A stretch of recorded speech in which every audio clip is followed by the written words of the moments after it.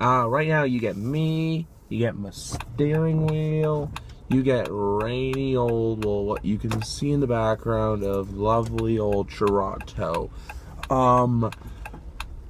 Why I'm on here, well, is to do what I do best, and that is review Monday Night Raw every single Monday night for you, even though it's like, oh look, can't see the white boy. You'll see me soon enough. Well, right now, you can't see me. Oh, you saw my hand.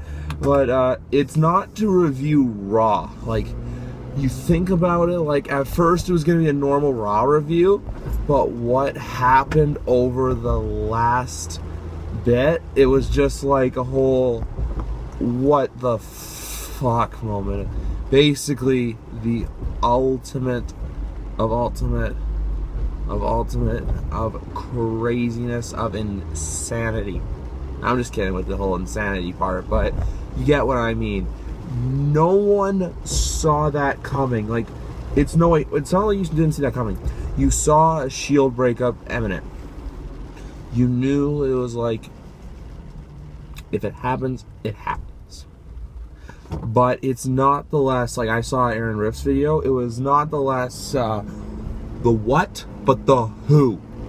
Like, if 5 months ago when it was like Shield breakup, if someone told me Seth Rollins would be the guy to break him up, to basically stir the pot, I would have laughed at you. Because if you think about it, Tyler Black, Seth Rollins, that's not the guy that a lot of people would look onto to ultimately screw the Shield up. Well, not screw it up, but like screw it over.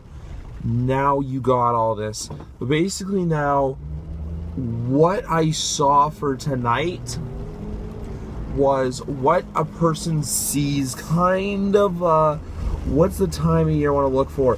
What you see around late November, like December, January-ish stuff, where you have the lead up. You're not focused right now on the middle pay-per-views.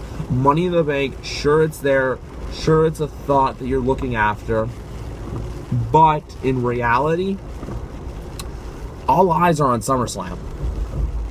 Like how in December, January, when you see these little feuds, like when Cena comes out, you're not like, oh yeah, that's gonna be done in TLC. No, you're thinking WrestleMania.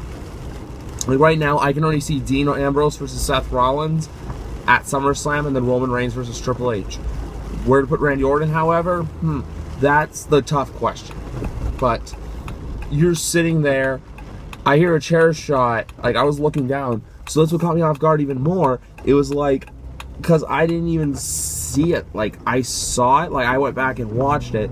It was like the Sportsnet highlight of the highlight of the fucking night, where you're looking at it, and then you're like to yourself, oh, you can't even see me regardless, I don't care, it's just, I gotta get on a lit street right now, like, it's not even that lit.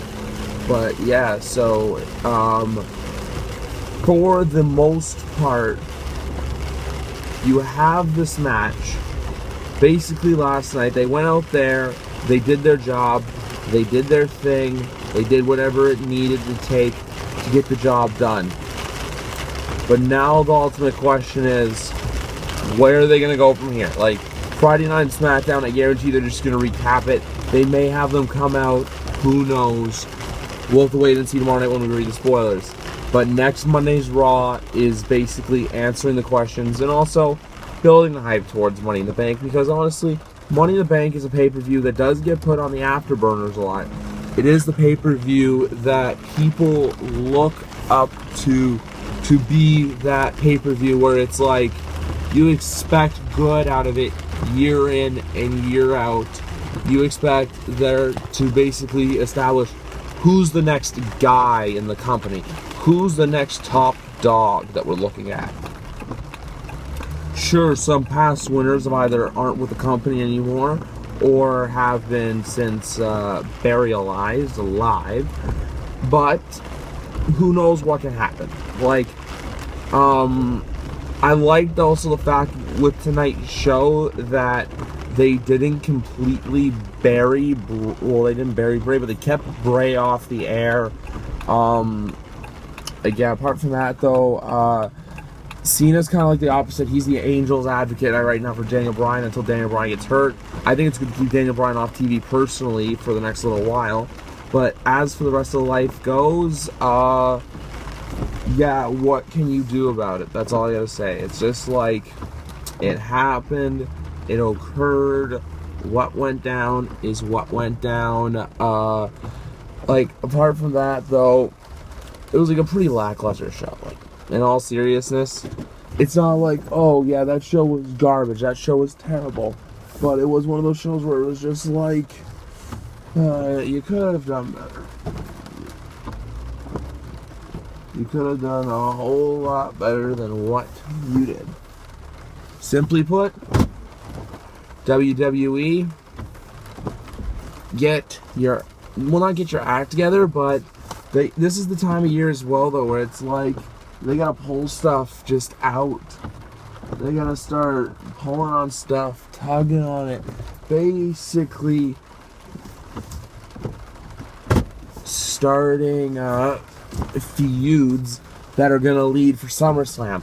You're going to have stuff for Money in the Bank, but at this point, though, it's exactly Money in the Bank's like the Royal Rumble, Battlegrounds, Elimination Chamber, but without the whole not as high as the stakes.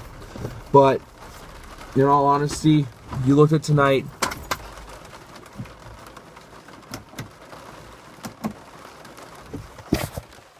who saw Seth Rollins really doing that? Because I didn't. I'm going to head to bed now. Raw review basically, yeah, so Seth Rollins is the one to break up the Shield. We're all shocked. But in the end, it's what was best for business.